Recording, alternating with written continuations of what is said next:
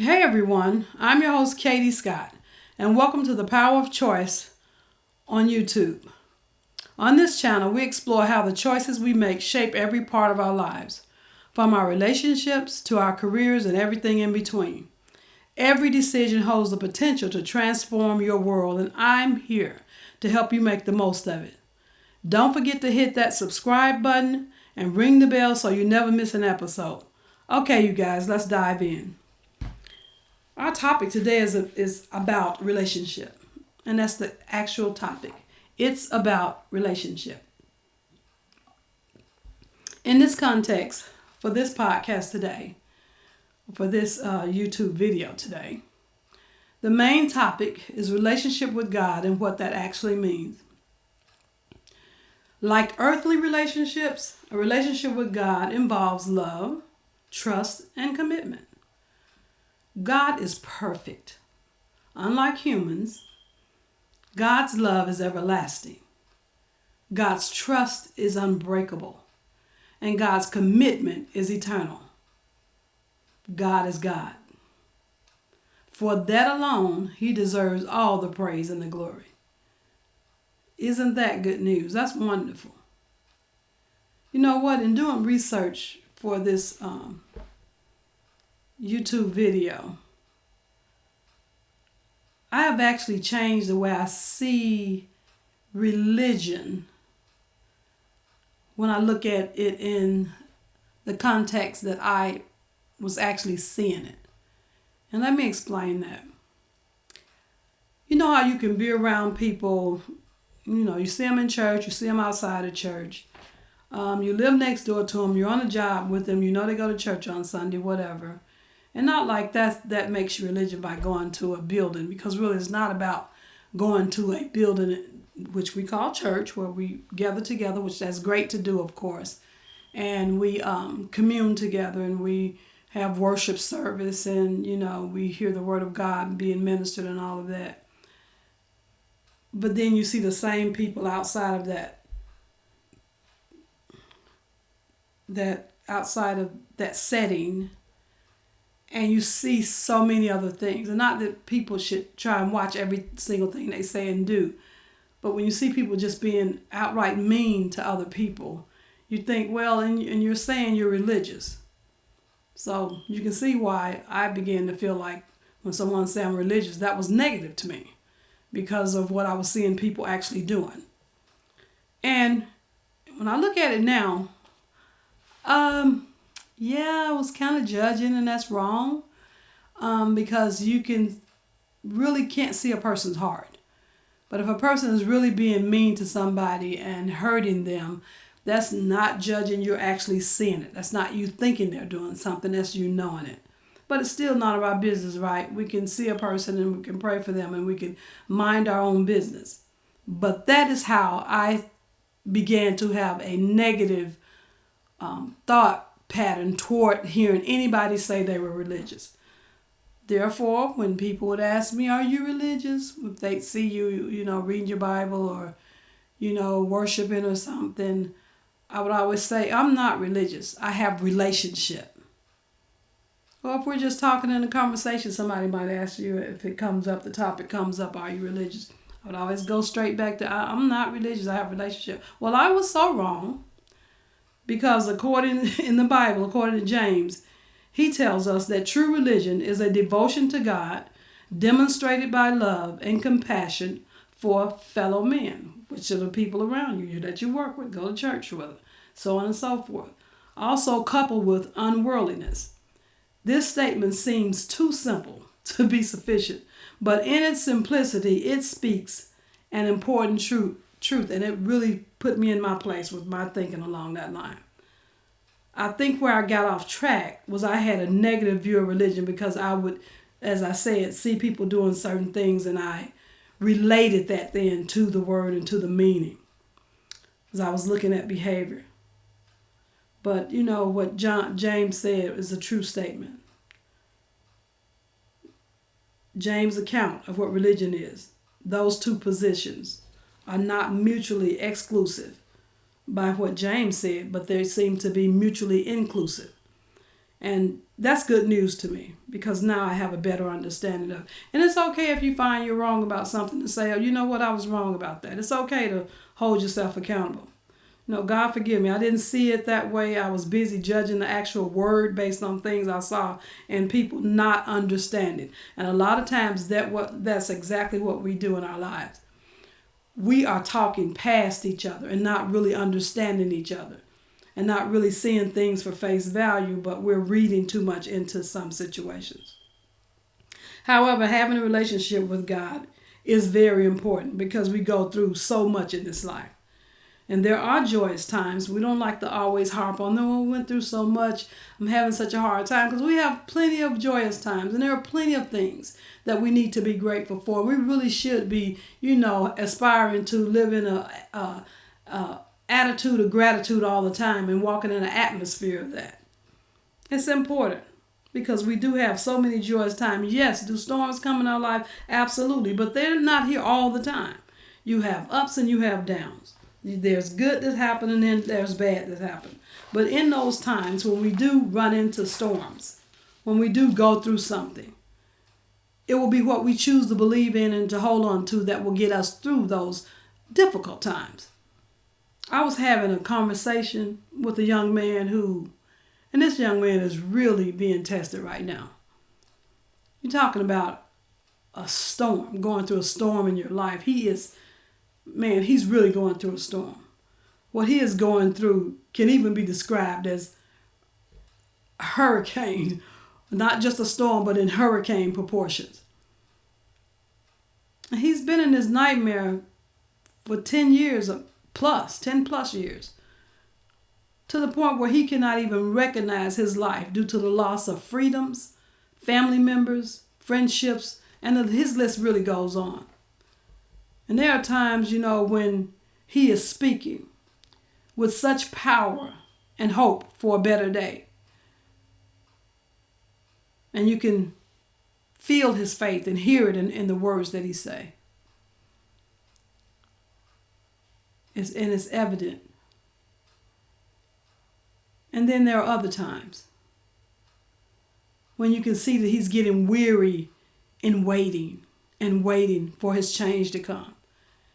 You can just hear it in his voice, the discouragement in what he says. And there's a hint of hopelessness there trying to, get a foothold on him, and he's fighting against it, And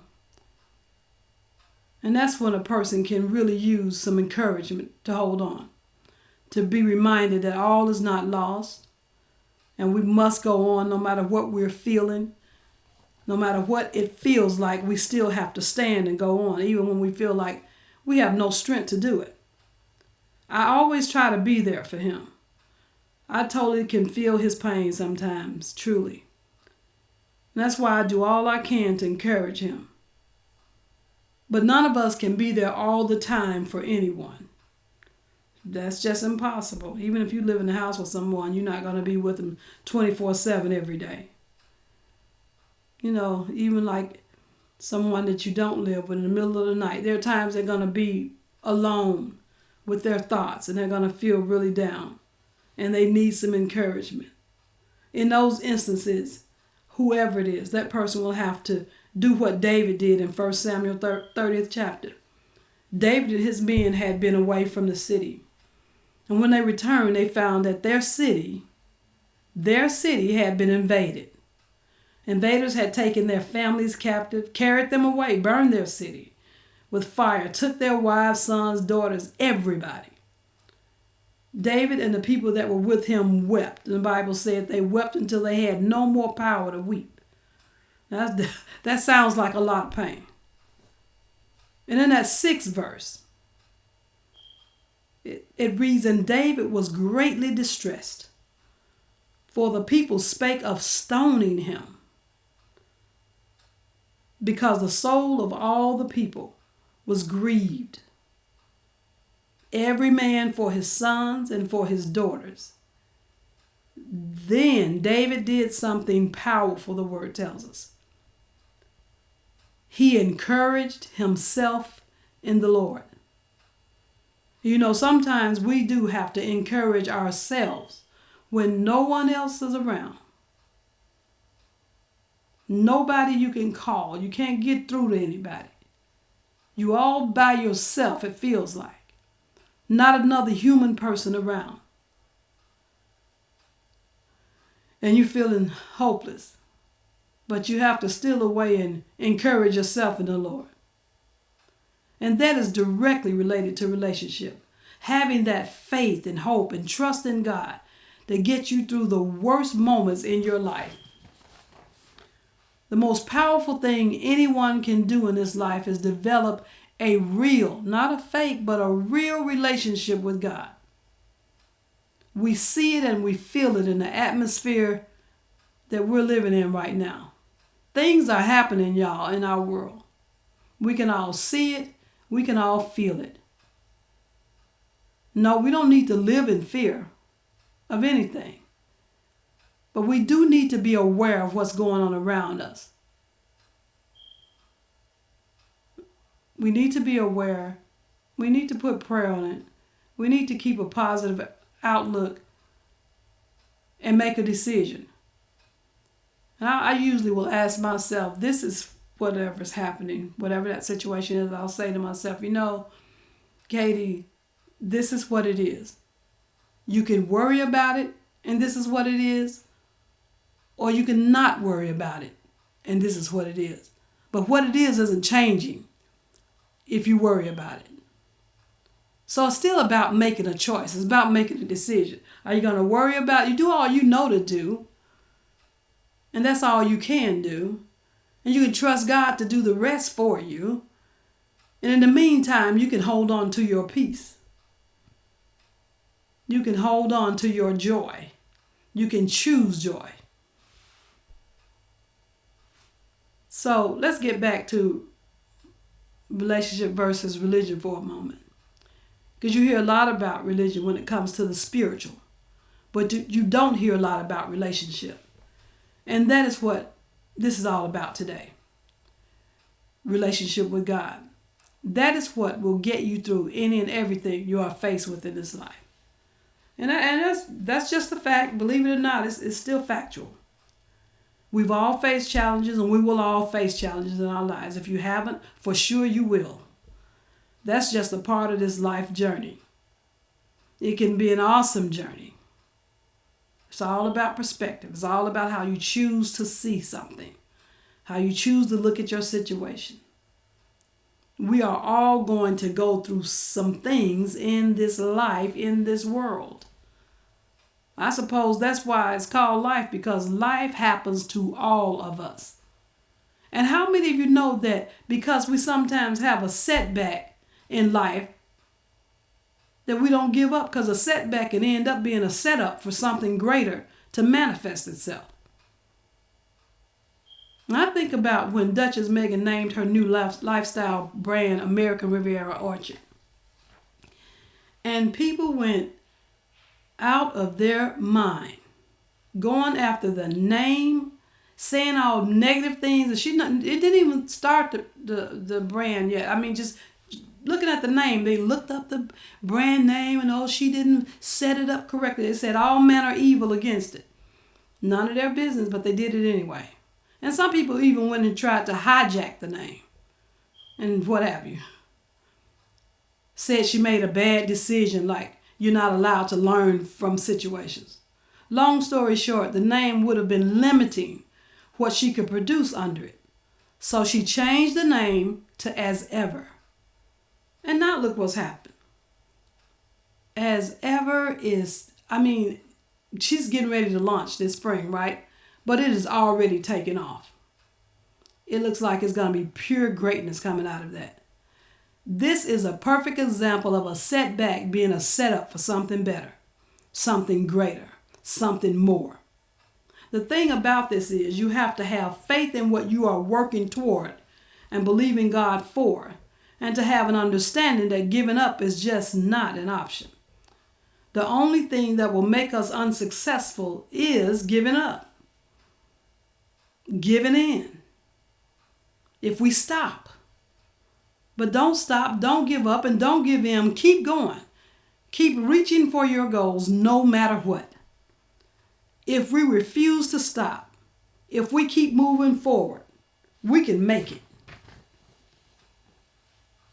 It will be what we choose to believe in and to hold on to that will get us through.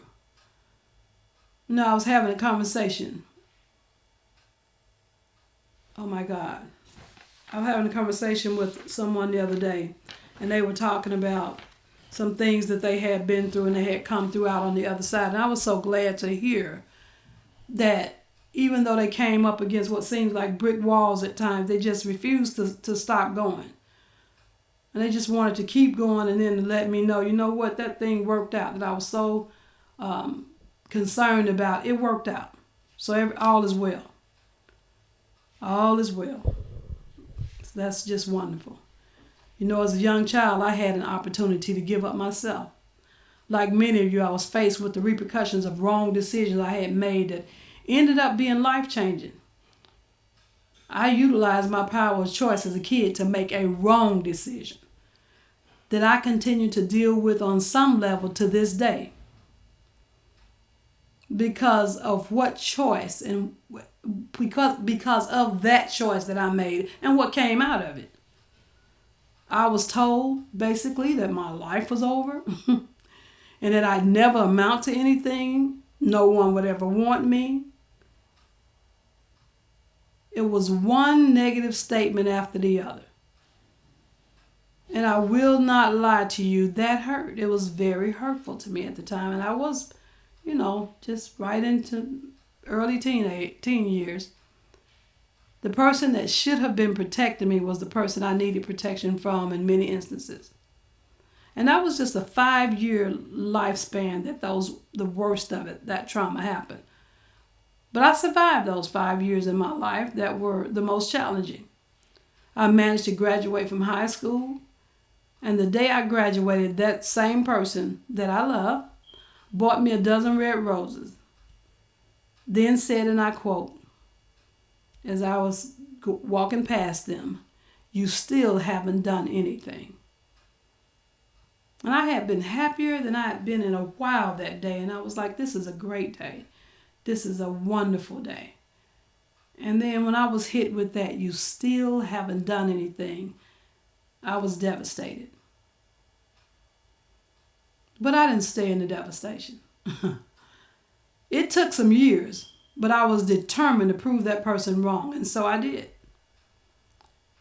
I went on later to earn a double bachelor's degree, a master's degree, and 2 professional licenses where I help people who have suffered mentally and emotionally in their own lives and situations.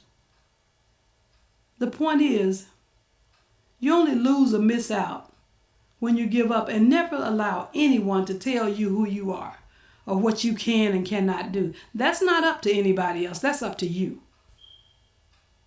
Since I was a little girl of 8 years old, I've had a prayer life.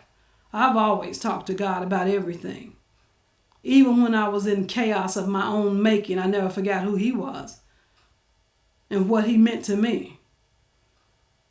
And I'm so grateful He never gave up on me. I'm here today because of His patience and His love for me. He loved me when I felt I was unlovable. And He walked me through the storms in my life.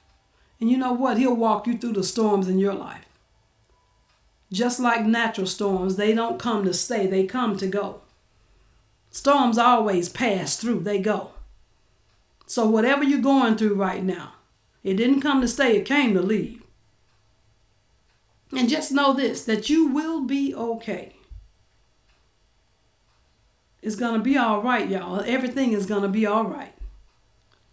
Develop your relationship with those you love around you, and most importantly, with God. Set healthy boundaries with people and know that you're loved. A lot of times it's not what it looks like to us. When it looks like really, really grave and nothing's gonna, how could I possibly get out of this? And then God will just open up a way that you couldn't see coming. He will put on somebody's heart to do something for you, to give you favor with them, to help you out of something. You wonder, how was I going to get out of this? And somebody shows up. That's God. It will be all right. It's going to be okay. And that's all I have for today. We'll leave it right there. Thanks so much for watching The Power of Choice. If you enjoyed today's video, make sure to hit that like button. You guys, please go ahead and subscribe if you haven't already, and share this with someone who could use a little inspiration. Your support means so much. And I'll see you in the next video. Remember, every choice you make has the power to change everything.